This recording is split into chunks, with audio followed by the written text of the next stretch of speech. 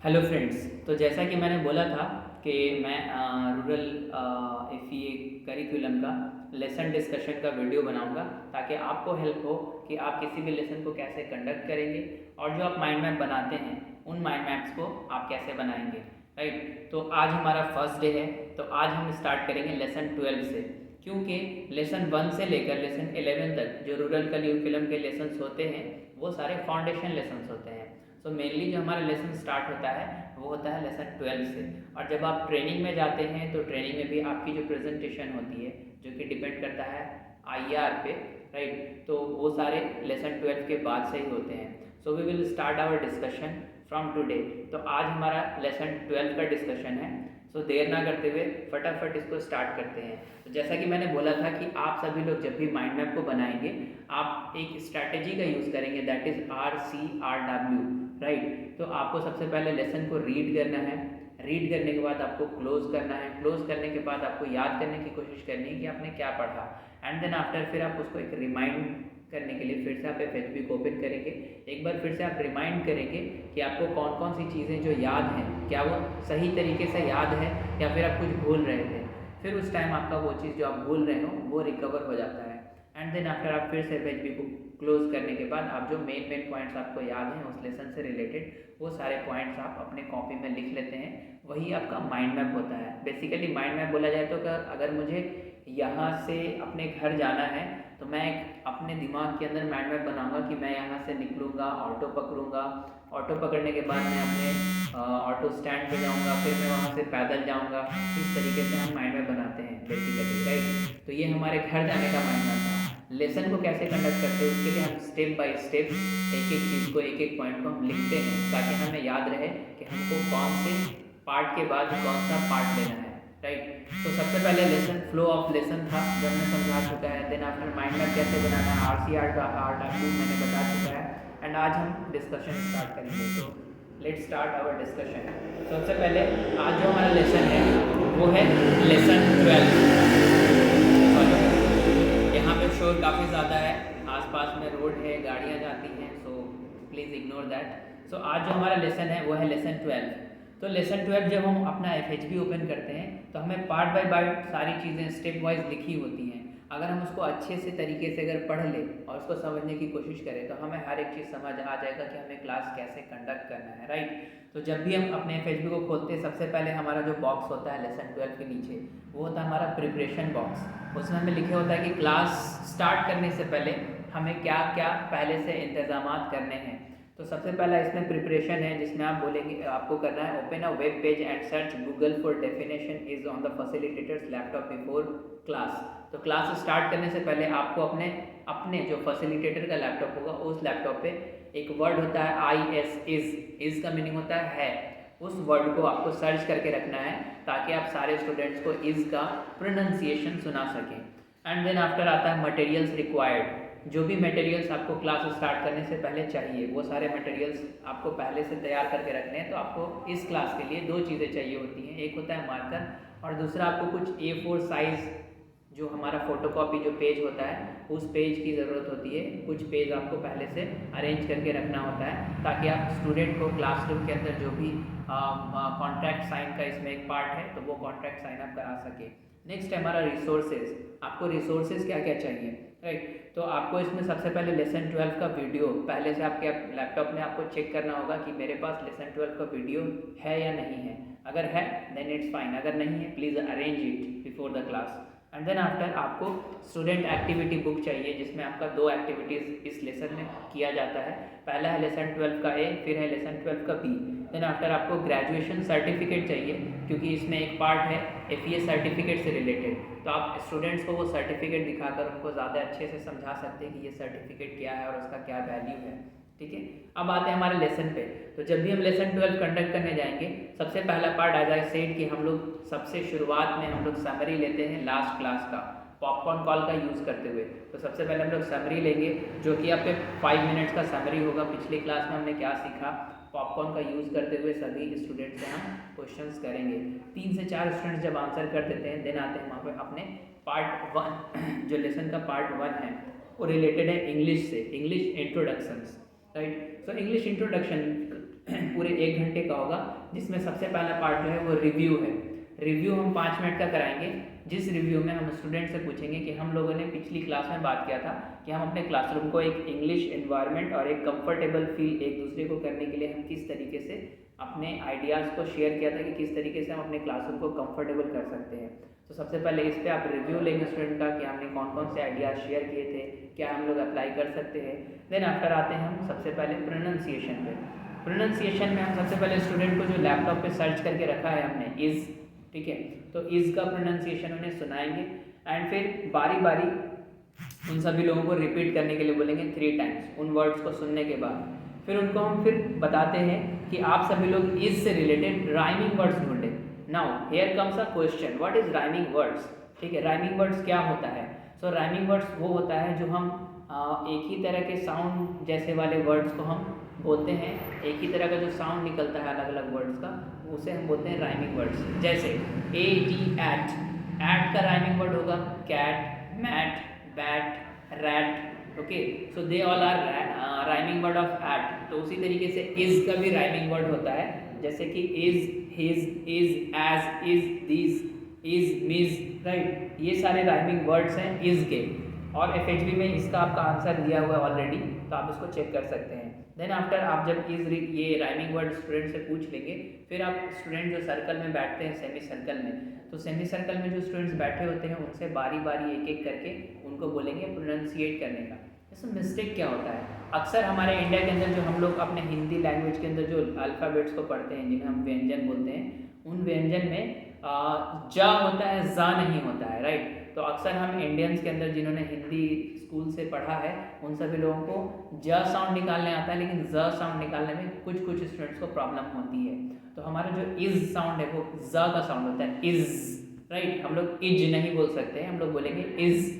Okay, सो इसीलिए pronunciation कराना ज़रूरी है, क्योंकि इज़ एक ऐसा वर्ड है जो कि अक्सर इंग्लिश में हम जो सेंटेंस बोलते हैं अक्सर इज़ आता है, इसलिए इज़ का प्रोनाउंसिएशन सही होना बिल्कुल ज़रूरी है। देन आफ्टर ये कराने के बाद फिर आपका जो नेक्स्ट पार्ट है वो है वीडियो, जो कि 10 मिनट्स का हिस्सा है। इस वीडियो के अंदर सबसे पहले स्टूडेंट्स को हम बताएंगे, एक्नॉलेज करेंगे कि अभी हम लोग अपने इंट्रोडक्शन से रिलेटेड इसको और अच्छे तरीके से करने के लिए हम लोग वीडियो देखेंगे। वीडियो 2 इंसानों का है, एक है उसमें टीचर टॉम और दूसरी है एलिजाबेथ, राइट। तो वो दोनों एक दूसरे से आपस में इंट्रोडक्शन करते हैं और स्टूडेंट्स उनको गौर से देखते हैं कि वो लोग एक दूसरे से इंट्रोडक्शन कैसे कर रहे हैं। उसके बाद इस वीडियो से रिलेटेड कुछ क्वेश्चन है जो आपको पूछने हैं। How they start the conversation, उन्होंने कौन से सेंटेंस से कन्वर्सेशन को स्टार्ट किया, ठीक है। What did they tell each other name, ठीक है, उन्होंने how did they tell each other name, तो उन्होंने एक दूसरे का नाम किस तरीके से बताया। तो वो बोलते हैं my name is teacher Tom, फिर एलिजाबेथ बोलती हैं okay my name is Elizabeth, right. तो उन्होंने माय नेम इज़ का यहाँ पे यूज़ किया, राइट। तो ये चीज़ कनेक्ट करना है वहाँ पे स्टूडेंट्स को। देन आफ्टर उनके एड्रेस के बारे में उन्होंने बताया, तो स्टूडेंट से पूछेंगे कि उन्होंने अपने बारे में क्या बताया था, where are they from, and then after उनको उनसे क्वेश्चन करना है कि व्हाट डिड दे से at the end of the conversation, right. तो जब वो कॉन्वर्सेशन कर रहे थे तो उसके एंड में उन्होंने क्या बोला, ये क्वेश्चन स्टूडेंट से पूछने हैं, ताकि स्टूडेंट्स का आप रिफ्लेक्शन ले सके कि उन्होंने वीडियो को ध्यान से देखा भी या नहीं देखा। तो इन द लास्ट उन्होंने बोला था nice to meet you and nice to meet you too. इस तरीके से उन्होंने अपने इंट्रोडक्शन का एंड किया था, राइट। तो 10 मिनट आपको इस चीज़ पे टाइम स्पेंड करना है ताकि स्टूडेंट्स इंट्रोडक्शन को इम्प्रूव कर सकें। देन आफ्टर जो है हमारा 20 से 25 मिनट का एक एक्टिविटी है, जिसे हम बोलते हैं मिंगल एक्टिविटी। सो मिंगल एक्टिविटी में जो स्टूडेंट्स सेमी सर्कल में बैठे होते हैं उनको बोलते हैं हम लोग कि चेयर्स के पीछे आप लोग खड़े हो जाइए। स्पेस के अकॉर्डिंग आप अपने क्लासरूम के अकॉर्डिंग इस चीज़ को कर सकते हैं। तो आप उनको बोलते हैं खड़े होने के लिए, एंड देन आफ्टर उनको बोलते हैं कि अभी हम लोग एक मिंगल राउंड करेंगे जिसमें स्टूडेंट्स अलग अलग डायरेक्शन में मूव करेंगे इन सर्कल, राइट। तो जब आप बोलेंगे मिंगल तो वो सारे स्टूडेंट्स अपोजिट डायरेक्शन या फिर किसी एक डायरेक्शन को सेलेक्ट करके वो मूव कर सकते हैं। एंड देन आफ्टर जब आप बोलेंगे फ्रीज, तो जहाँ पे अभी वो मूव कर रहे थे वहीं पे वो रुक जाएंगे, राइट। और उनके आसपास में जो भी पेयर्स होंगे उन पेयर्स के साथ उनको आप कॉन्वर्सेशन प्रैक्टिस कराएंगे। अब कॉन्वर्सेशन प्रैक्टिस कैसे कराएंगे, तो आप जब अपना SAB देखते हैं, राइट, तो SAB के अंदर लेसन 12 का इंट्रोडक्शन पार्ट का 12A का कुछ एक्टिविटी है जिसके अंदर कुछ क्वेश्चंस दिए हैं। Hello, good morning, what is the name, my name is dash. तो वहाँ पे अपना नाम वो फिलअप करेंगे पहले, एंड आई एम फ्रॉम वो अपना एड्रेस फिलअप करेंगे। फिलअप करने के बाद इसी SAB के हेल्प से वो एक दूसरे के साथ डायलॉग कन्वर्सेशन कर सकते हैं। अगर बिना असेंबली देखे स्टूडेंट्स कर लेते हैं ये और अच्छी बात है, राइट। तो इस तरीके से मिंगल राउंड करेंगे, फिर जब एक दूसरे के साथ एक पेयर के साथ डिस्कशन हो जाएगा फिर से आप मिंगल बोलेंगे, फिर से वो एक दूसरे के साथ इधर उधर मूव करेंगे अलग अलग अपोजिट डायरेक्शन में, एंड देन आफ्टर फिर से आप फ्रीज बोलेंगे, फिर जो उनको नया पार्टनर मिलेगा उनके साथ वो इंट्रोडक्शन प्रैक्टिस करेंगे। देन आफ्टर हमारा आता है पंक्चुअलिटी फॉलोअप। तो लेसन 11 जो है वो पंक्चुअलिटी से रिलेटेड था और हमने उसमें बताया था कि पंक्चुअलिटी क्यों ज़रूरी है, स्टूडेंट्स को बी ऑन टाइम रहना क्यों ज़रूरी है। ओके, सो उनकी इंपॉर्टेंस उनको पता चल गया है। अब उनसे हम क्वेश्चन करेंगे कि उनको कौन सी ऐसी चीज़ है जिसने उनको हेल्प की है पंक्चुअल होने के लिए। जो टाइम पे हैं उनसे पूछेंगे कि आपको कौन सी ऐसी चीज़ है जो आपको मदद की कि आप टाइम से आ सकें। नेक्स्ट क्वेश्चन हम उनसे पूछ सकते हैं कि उनको जब वो पंक्चुअल थे, जब वो टाइम पे आए और एक्टिविटी में उन्होंने हिस्सा लिया, अगर वो लेट आते तो एक्टिविटी उनका छूट सकता था, राइट। तो अगर वो टाइम से आए तो उन्होंने एक्टिविटी में हिस्सा लिया तो वो कैसा फील कर रहे हैं, ये उनसे क्वेश्चन करेंगे। नेक्स्ट क्वेश्चन हमारा है what can you do next time to arrive on time. जो लेट आए हैं उनसे वो पूछ सकते हैं कि आप ऐसा अगले बार क्या करेंगे कि आप टाइम से क्लास में पहुंच सकें। So these are the questions जो आपको पंक्चुअलिटी फॉलोअप लेना है, क्योंकि आप पहले इसको पढ़ा चुके हैं तो उसका एक फॉलोअप लेंगे। देन आफ्टर आपका एनर्जाइजर है, राइट। तो एनर्जाइजर में आपको अपना नाम लेना है। एनर्जाइजर का नाम जो है वो से योर नेम बैकवर्ड है, राइट। तो से योर नेम बैकवर्ड में आप क्या करते हैं बेसिकली कि स्टूडेंट्स को एक सर्कल में खड़े करके बॉल टॉस की मदद से बॉल पास करवाएंगे और सारे स्टूडेंट्स को बोलेंगे कि आपका जो नाम है उस नेम को आप अपोजिट डायरेक्शन में पढ़ने की कोशिश करें और बोलने की कोशिश करें। जैसे कि मेरा नाम है साहिल, SAHIL, इसको अगर हम अपोजिट करेंगे तो LIHAS, दैट मीन्स लिहाज। So we can say that is my saying your name backward. तो इस तरीके से हम सेइंग योर नेम बैकवर्ड करते हैं, ठीक है। इस तरीके से से योर नेम बैकवर्ड भी कंप्लीट हो जाता है। एनर्जाइजर होने के बाद जो हमारा लेसन का सेकंड पार्ट है वो स्टार्ट होता है, जो कि है FEA certificate and contract signing, right. इसमें हम सबसे पहले स्टूडेंट से रिव्यू लेते हैं। रिव्यू जो है हमारा, हम स्टूडेंट से पूछते हैं कि आप FEA के बारे में क्या जानते हैं। पहला क्वेश्चन ये होता है, स्टूडेंट्स का रिप्लाई आएगा, फिर हम उनसे क्वेश्चंस करते हैं what skill you practice during this program. तो स्टूडेंट से पूछना है कि आप कौन कौन सी स्किल ऐसी है जो इस प्रोग्राम में 8 महीने का जो ये प्रोग्राम है इस प्रोग्राम में आप प्रैक्टिस करेंगे। स्टूडेंट्स का रिप्लाई आ सकता है may be English, may be computer. तो जो भी रिप्लाई आएगा उसमें ऐड ऑन करते हुए आप बाकी भी जो पार्ट है उनको भी आप बताएंगे कि इसमें हम और भी चीज़ें हैं जो प्रैक्टिस करेंगे, जैसे करियर स्किल्स है जिसमें हम रिज्यूम राइटिंग सीखते हैं, इसमें हम ईमेल प्रैक्टिस सीखते हैं, गोल सेटिंग सीखते हैं, बीइंग प्रोफेशनल सीखते हैं। ये सारी चीज़ें हैं जो आप FEA करिकुलम के अंदर सीखते हैं। उसके अलावा पॉजिटिव माइंडसेट है, राइट, जिसमें आप अपना सेल्फ कॉन्फिडेंस बिल्ड करते हैं, मोटिवेशन आप लेते हैं यहाँ से, ठीक है। टीम वर्क शुरू करते हैं, टीम वर्क करने की कोशिश करते हैं, ठीक है। तो ये सारी चीज़ें हैं जो आप इस प्रोग्राम से गेन करते हैं। उसके बाद आप क्वेश्चन से स्टूडेंट से क्वेश्चन करेंगे कि what do you hope to gain from the program. तो आप कौन सी ऐसी चीज़ है जो आप सबसे ज़्यादा उम्मीद करते हैं कि आप इस प्रोग्राम से अचीव कर सकें, गेन कर सकें, ठीक है। ये क्वेश्चंस रिव्यू का था जो कि 5 मिनट्स के लिए है। देन आफ्टर उनको आप सर्टिफिकेट के बारे में बताते हैं कि FEA का सर्टिफिकेट क्या है, कैसा है। तो सबसे पहले बताना नहीं है, सबसे पहले उनसे क्वेश्चन करना है कि क्या आपने कभी पहले सर्टिफिकेट, किसी भी तरह का सर्टिफिकेट अचीव किया है। देन स्टूडेंट येस और नो का रिप्लाई करेंगे। तो फिर उनसे आप पूछेंगे कि आपको जब सर्टिफिकेट मिला तो आप कैसा फील किए, राइट। देन आफ्टर ये क्वेश्चन जो है ऑलमोस्ट 3 to 5 स्टूडेंट से पूछेंगे एंड उसके बाद फिर जो सर्टिफिकेट FEA का होता है आपके क्लासरूम में वो सर्टिफिकेट आपको प्रोवाइड किया जाएगा। वो सर्टिफिकेट आप उन स्टूडेंट्स को दिखाएंगे और दिखाने के बाद उनको बोलेंगे कि जो भी ये सर्टिफिकेट है ये सर्टिफिकेट उन्हीं स्टूडेंट्स को मिलेगा जो ऑलमोस्ट 50% से अबव का अटेंडेंस मेंटेन करते हैं।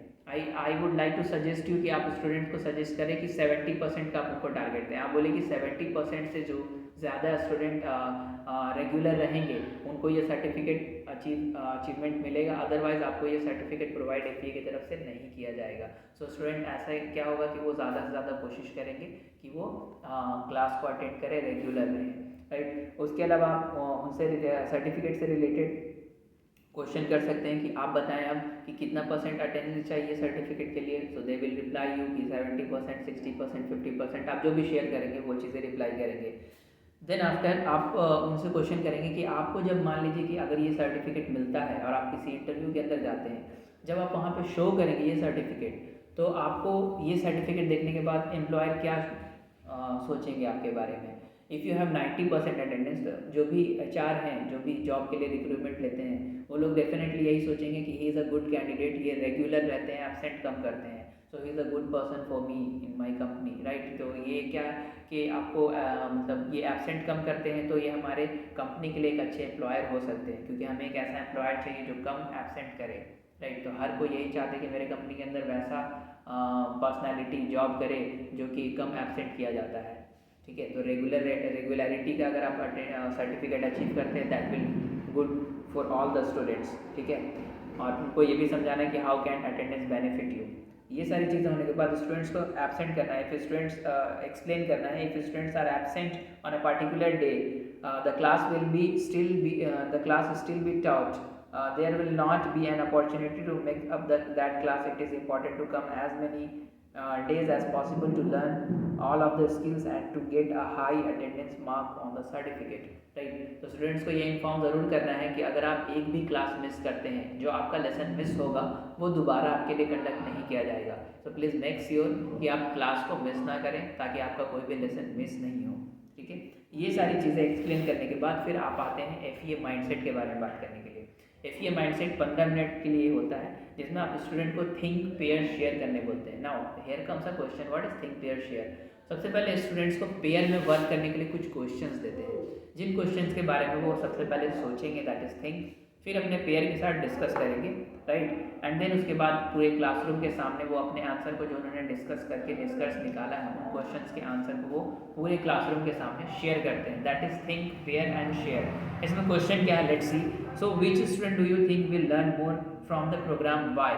तो स्टूडेंट से ही पूछेंगे कि आपको क्या लगता है, कौन से इस पूरे क्लासरूम के अंदर कौन ऐसा स्टूडेंट है जो सबसे ज़्यादा इस प्रोग्राम का फ़ायदा उठा पाएगा और क्यों। सो एब्सोल्युटली जो रेगुलर स्टूडेंट होंगे सभी का इशारा उनकी तरफ जाएगा। अगर आप खुद को लेकर कॉन्फिडेंट है तो आप ये ज़रूर बोलेंगे कि सर मैं इस प्रोग्राम से सबसे ज़्यादा फ़ायदा उठाऊँगा।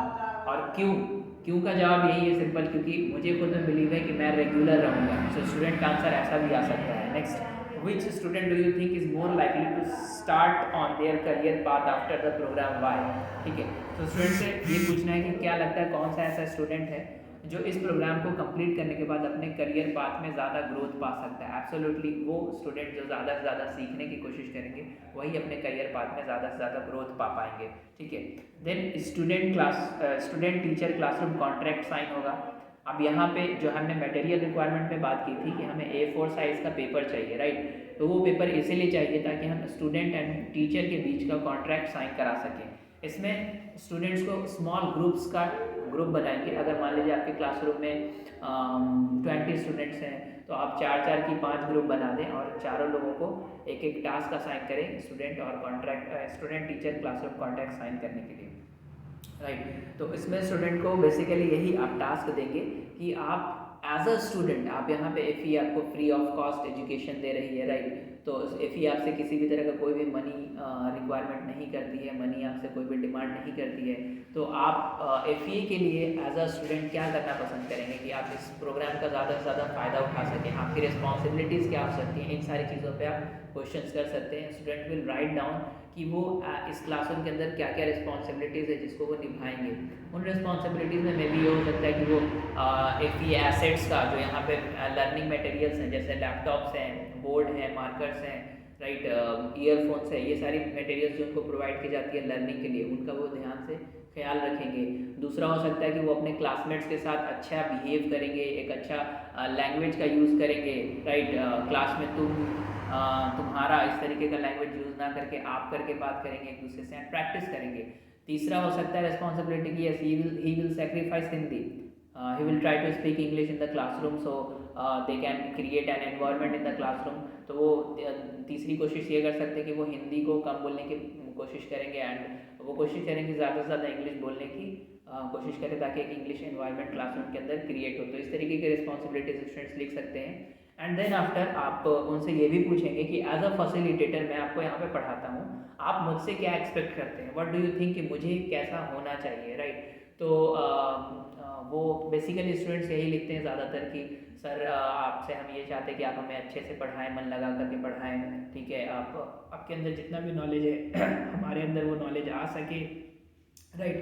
तो इन सारी चीज़ों की हम कॉन्ट्रैक्ट साइनिंग कराएंगे once all the students write all the points, responsibilities of student and responsibilities of facilitators, तो उसके बाद फिर आप क्या करेंगे कि उनको बोलेंगे कि आप नीचे में साइन करें। सो सारे स्टूडेंट्स अपने पेपर के नीचे में साइन करेंगे एंड फिर आप भी उस पेपर के नीचे आप साइन करेंगे। साइन करने के बाद उन पेपर्स को आप उन्हें बताएंगे कि हम इन पेपर्स को इसी क्लासरूम के अंदर के वॉल पे चिपकाएंगे। और जब भी आपको ऐसा फील होगा कि आप कोई रूल्स ब्रेक कर रहे हैं या फिर आपने जो कमिटमेंट रिस्पॉन्सिबिलिटीज़ के लिए है अगर वो आप ब्रेक कर रहे हैं, तो आप उनको रिमाइंड कराएंगे कि देखिए आपने हमारे साथ एक कॉन्ट्रैक्ट साइन किया था कि आप इन सारी चीज़ों को मेंटेन करेंगे, एक दूसरे की रिस्पेक्ट करेंगे, एक दूसरे के साथ सीखने की कोशिश करेंगे, फैसिलिटेटर्स की रिस्पेक्ट करेंगे, क्लासरूम में फ़ोन का इस्तेमाल नहीं करेंगे, लर्निंग मटेरियल्स का ख्याल रखेंगे। ये सारे क्लासरूम रिस्पॉन्सिबिलिटीज़ हो सकते हैं स्टूडेंट्स के, राइट। तो इन सारी चीज़ों पर डिस्कशन करने के बाद, कॉन्ट्रैक्ट साइन करने के बाद उनको आप क्लासरूम में चिपका देंगे। In the last you will take the wrap up session, right. तो रैप अप ड्रिल पहले किसी और तरीके से होता था, अभी किसी और तरीके से होता है, राइट। तो basically in the last timing you will take the wrap up of the whole class जो आज आपने सीखा है। तो क्लासरूम के स्टार्टिंग में हम समरी लेते हैं और एंड में हम रैप अप लेते हैं। रैप अप अभी के टाइम में कैसे लेते हैं, सारे स्टूडेंट्स को आप बोलेंगे अपने चेयर से खड़े हो जाने के लिए एंड देन आफ्टर आप उनसे क्वेश्चन करेंगे कि स्टूडेंट्स आप लोग आज इंट्रोडक्शन के बारे में, इंग्लिश इंट्रोडक्शन के बारे में आपने सीखा है, किन किन को कौन कौन ऐसे स्टूडेंट हैं जिनको ये इंट्रोडक्शन लेसन समझ नहीं आया, right. It is very important question. तो जिनको भी समझ आया है वो स्टूडेंट्स बैठ जाएंगे और जिनको समझ नहीं आया वो सारे स्टूडेंट्स खड़े रहेंगे, ठीक है। वंस दे ऑल सीटेड, मान लीजिए आपके क्लासरूम में 60% ऐसे हैं जिनको ये लेसन समझ आ गया एंड 40% स्टूडेंट ऐसे हैं जिनको शायद कुछ कन्फ्यूजन्स हैं, राइट। तो वो सारे लोग खड़े रहेंगे। फिर जो स्टूडेंट्स बैठ गए हैं उनसे CCQ करेंगे, concept checking questions, right. Lesson से रिलेटेड कॉन्सेप्ट चेकिंग क्वेश्चंस पूछते हैं हम, ताकि हमें ये पता तो चले कि जो स्टूडेंट्स बैठ गए हैं वाकई में उनको वो लेसन समझ आया है नहीं आया है। फिर उसके बाद उनसे क्वेश्चन करने के बाद जो 40% स्टूडेंट जो खड़े थे, राइट, फिर उनसे क्वेश्चन पूछेंगे कि आपको कौन सी ऐसी चीज़ है जो समझ नहीं आई। जब वो क्वेश्चन करेंगे लेसन से रिलेटेड, कोशिश करेंगे कि उन क्वेश्चन का आंसर उन स्टूडेंट से जाने जो 60% के कैटेगरी में जो बैठे हुए हैं। उनको बोलेंगे क्या आप में से कोई ऐसे स्टूडेंट है जो इस क्वेश्चन का आंसर दे सकते हैं। अगर वो क्वेश्चन का आंसर देते हैं देन इट्स फाइन, अगर वो क्वेश्चन का आंसर नहीं देते हैं यू विल क्लियर इट। ध्यान रहे क्लियर करने के बाद अगर उनको समझ आता है वो बैठ जाएंगे। अगर फिर भी समझ नहीं आता है और आप कोशिश करें कि अगर 60% से कम स्टूडेंट को अगर लेसन समझ आया है, ऑलमोस्ट मान लीजिए 50% स्टूडेंट ऐसे जिनको लेसन समझ नहीं आया, तो आप उस लेसन को अपने डायरी में या अपने कॉपी में उसको नोट डाउन कर लेंगे, क्योंकि वो लेसन आपका जो है वो रिपीट लेसन होगा इन द क्लासरूम। तो इन सारी चीज़ों का आपका ध्यान रखना है। ये था आपका लेसन 12 आज का। आई होप कि आप सभी लोगों को ये लेसन अच्छे से समझ आया होगा कि इस लेसन में क्या करना है और क्या नहीं करना है। If you like my videos please make sure to subscribe my channel and like and comment. Please give us the feedback कि मैं जो वीडियोज़ बना रहा हूँ क्या आपके लिए हेल्पफुल है या नहीं है। Thank you guys, thank you so much.